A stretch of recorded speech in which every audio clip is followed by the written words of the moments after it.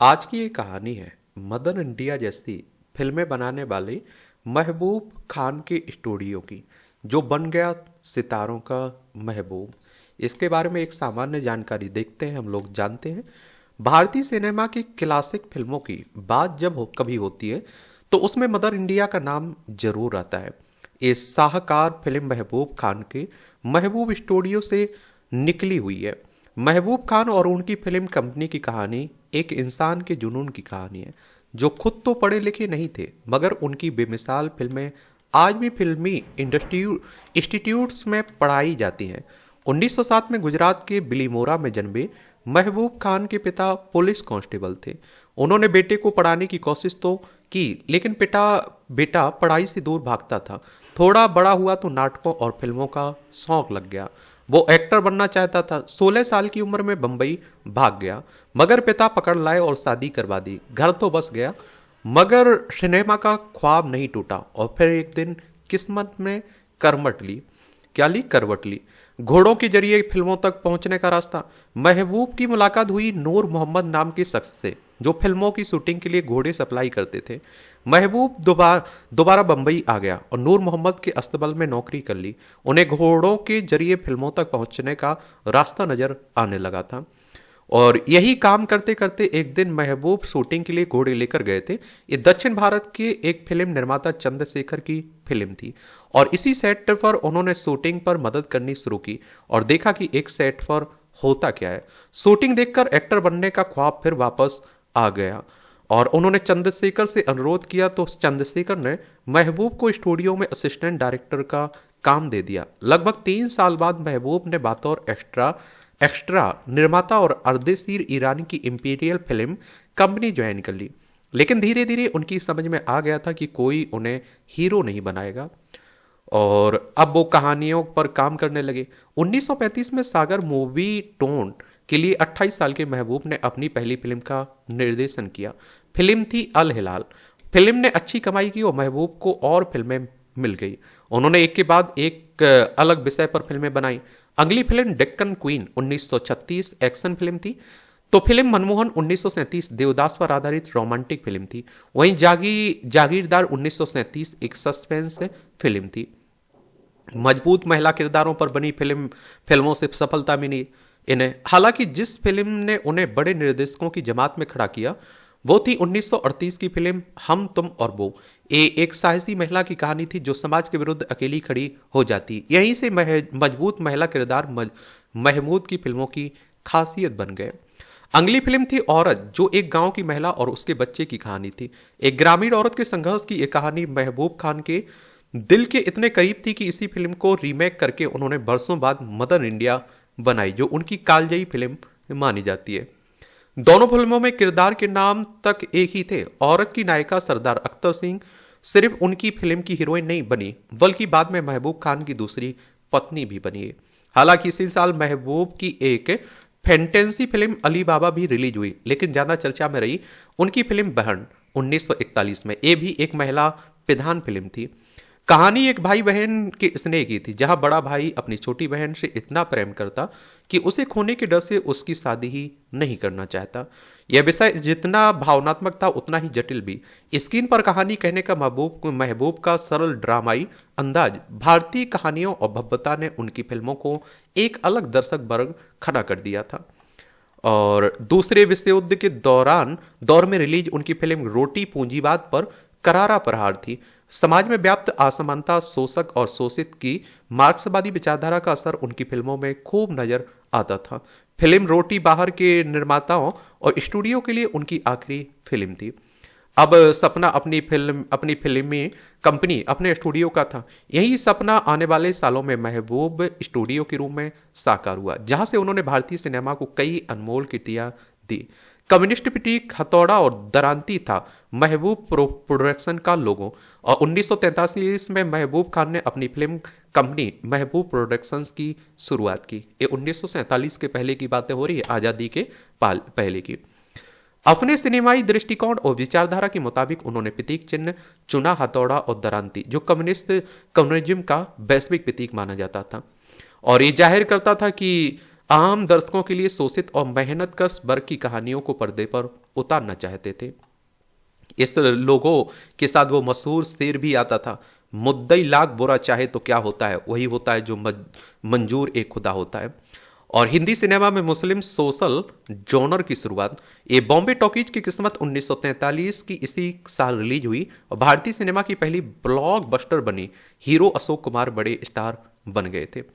ये आप देखते हैं कि महबूब खान ने अशोक कुमार को 1 लाख रुपए में महबूब प्रोडक्शन की पहली फिल्म के लिए साइन किया, जो उस जमाने में किसी भी एक्टर को मिली सबसे बड़ी रकम थी। ये फिल्म थी नजमा 1943 में, जिसके साथ हिंदी सिनेमा में एक नया जॉनर शुरू हुआ, मुस्लिम मुस्लिम सोशल।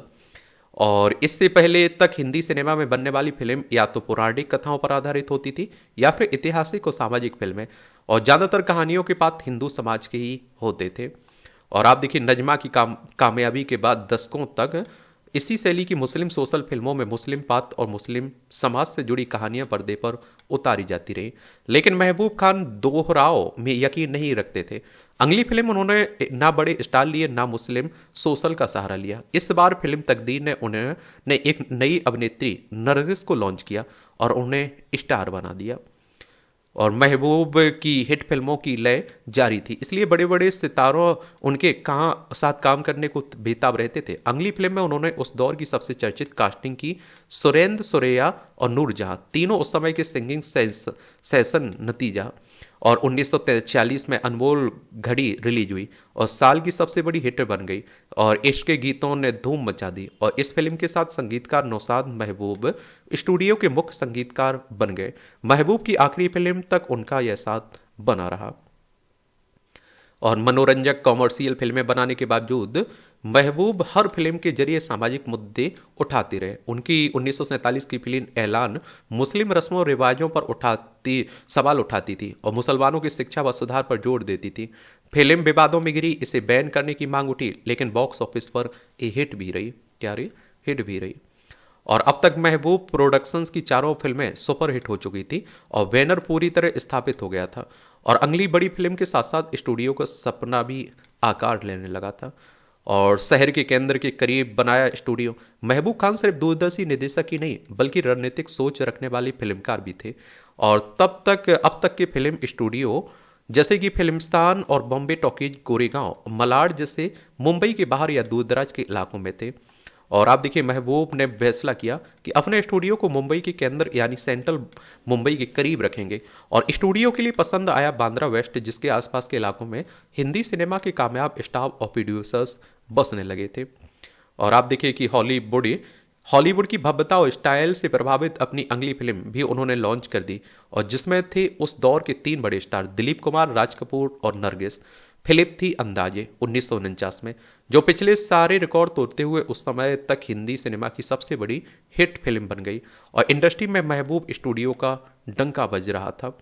3 साल बाद उन्होंने फिर एक धमाका किया। भारत की पहली टेक्निकलर फिल्म आन 1952, दिलीप कुमार नादिरा स्टारर। यह फिल्म हॉलीवुड फिल्मों से प्रभावित एक भव्य एक्शन ड्रामा थी और इसका शानदार कलेबर और लार्ज स्केल प्रोडक्शन दर्शकों को चकित कर गया। बॉक्स ऑफिस पर यह जबरदस्त ब्लॉकबस्टर साबित हुई और महबूब खान की अनबिटेन रिकॉर्ड अब तक कायम था। और महबूब स्टूडियो की न्यू और पहली फ्लॉप, ये आप देखेंगे कि और इस कामयाबी के बाद ही मुंबई के बांद्रा वेस्ट में महबूब स्टूडियो की नींव रखी गई और जिसका निर्माण 1954 में पूरा हुआ। स्टूडियो में 6 बड़े शूटिंग फ्लोर और एक आधुनिक साउंड स्टूडियो बनाया गया। स्टूडियो के निर्माण के साथ ही महबूब एक और महत्वाकांक्षी फिल्म पर काम कर रहे थे, अमर। यह दिलीप कुमार के साथ उनकी तीसरी फिल्म थी, जो लेकिन इस बार कहानी आम नहीं थी। और आप देखिए अमर, दिलीप कुमार एक वकील था जो अपनी प्रेमिका अंजू मधुबाला से प्यार करता, लेकिन भावनाओं के ज्वार में एक गांव की मासूम लड़की सोनिया निम्मी का बलात्कार कर बैठता। और आप देखिए हिंदी सिनेमा के इतिहास में पहली बार एक रेप करने वाले हीरो और उसके नैतिक संघर्ष को दिखाया गया था। दिलीप कुमार की चमकदार स्टारडम के बावजूद दर्शकों ने इस किरदार को नकार दिया। फिल्म ने विवादों को जन्म दिया। क्या भारतीय फिल्मों का हीरो ऐसा होगा? क्या महबूब खान का जादू फीका पड़ने लगा था? आलोचनाओं के बावजूद महबूब खान इस फिल्म को अपनी श्रेष्ठ कृतियों में से एक मानते रहे। और क्या महबूब का जादू बरकरार रहेगा? सवाल का जवाब महबूब खान को अपनी ही 17 साल पुरानी फिल्म में मिला। 1927 में कैथरीन मेयो नाम की एक अमेरिकी पत्रकार ने मदर इंडिया नाम की एक विवादास्पद किताब लिखी थी और जिसमें भारतीय महिलाओं, संस्कृति, समाज पर कई अपमानजनक बातें भी थी। महबूब खान ने फैसला किया कि महबूब स्टूडियो की अब तक की सबसे भव्य और महंगी फिल्म का नाम यही होगा, मदर इंडिया, जो सिल्वर स्क्रीन पर गूंजेगा और भारतीय आत्मा की सच्ची तस्वीर पेश करेगा। कहानी के लिए उन्होंने 17 साल पहले बनाई गई अपनी ही फिल्म औरत को चुना। और लेकिन मदर इंडिया का दायरा महबूब खान ने इतना विशाल कर दिया कि इसमें इसकी नायिका राधा की कहानी पूरे भारत की कहानी बन गई। और उनके लिए राधा सिर्फ एक महिला नहीं थी, बल्कि खुद भारत का प्रतीक थी, संघर्षों से जूझती हुई लेकिन अपने उसूलों पर अड़िग। जो चुनौतियां राधा के सामने थी वह पूरे देश के सामने भी थी। साहस, त्याग और आत्मसम्मान के साथ उन्हें पार करने का संकल्प इस फिल्म की आत्मा बन गई। हीरोइन के लिए उन्होंने नरगिस को चुना, जो अब तक के ग्लैमरस और शहरी किरदार के लिए जानी जाती थी, लेकिन इस फिल्म में उन्होंने एक अनपढ़ गांव की महिला का किरदार निभाया। यह उनका कैरियर डिफाइनिंग रोल साबित हुआ। और आप देखिए, 40 लाख रुपए में बनी ये फिल्म उस समय तक देश में बनी सबसे महंगी फिल्म थी। महबूब के लिए ये सिर्फ एक फिल्म नहीं थी, एक जुनून था। यहां तक कि संगीतकार नौशाद इस फिल्म के लिए इतने समर्पित थे कि पूरे 1 साल तक उन्होंने कोई दूसरी फिल्म साइन नहीं की। इस फिल्म से जुड़ी बहुत सी कहानियां हैं, जैसे राज कपूर नरगिस की जोड़ी टूटी, सुनील दत्त नरगिस की शादी और खुद इस फिल्म की मेकिंग की कहानी। लेकिन 1957 में रिलीज हुई इस फिल्म ने कामयाबी का नया इतिहास बना दिया। जवाहरलाल नेहरू ने इस फिल्म को नए भारत की गाथा कहा था। और मदर इंडिया भारत की पहली फिल्म थी जिसने एकेडमी अवार्ड ऑस्कर में भेजा गया था। हालांकि महज एक वोट से फिल्म ऑस्कर जीतने से चूक गई थी। ये फिल्म महबूब की सबसे बेहतरीन फिल्म और भारतीय फिल्मों का एक महाकाव्य बन गई। कोई फिल्मकार इससे आगे अब तक भी क्या कर सकता था। और मदर इंडिया के साथ महबूब स्टूडियो ने अपने शिखर को छू लिया था। महबूब स्टूडियो की अगली फिल्म का इंतजार बेसब्री से था, लेकिन 1962 में रिलीज हुई सन ऑफ इंडिया हर मामले में कमजोर फिल्म साबित हुई और बुरी तरह फ्लॉप हो गई। ये फिल्म महबूब निर्देशित अंतिम फिल्म साबित हुई। और नेहरू की मौत का सदमा। महबूब अपनी अगली फिल्म पर काम कर रहे थे, मगर 27 मई 1964 को खबर आई कि भारत के तत्कालीन प्रधानमंत्री जवाहरलाल नेहरू के निधन की। कहते हैं कि अपने नायक की मौत की खबर से महबूब को इतना गहरा सदमा पहुंचा कि अगले ही दिन उनकी हार्ट अटैक से मौत हो गई। और महबूब की मौत के बाद स्टूडियो की आर्थिक हालत बिगड़ने लगी। उनके 3 बेटे थे, मगर कोई भी फिल्म निर्देशक नहीं था और एक फिल्म निर्माण कंपनी के तौर पर ये ढल गया। मगर एक स्टूडियो के तौर पर महबूब स्टूडियो शायद अकेला स्टूडियो है जहां आज भी बड़ी बड़ी फिल्में और टीवी शोज शूटिंग होते हैं। महबूब स्टूडियो में गुरुदत्त, देव आनंद की मशहूर फिल्म भी बनी। सिर्फ महबूब खान के सपनों का मंदिर ही नहीं, बल्कि हिंदी सिनेमा के कई स्टार्स का ये महबूब स्टूडियो था। यहीं पर गुरुदत्त ने अपनी अमर फिल्म कागज के फूल की दुनिया बसाई। ये स्टूडियो अभिनेता निर्देशक देव आनंद का भी मानो दूसरा घर था। उनकी प्रोडक्शन कंपनी नवकेतन की फिल्म यहीं से चलती थी और गाइड और हम दोनों जैसी फिल्मों का निर्माण भी यही हुआ।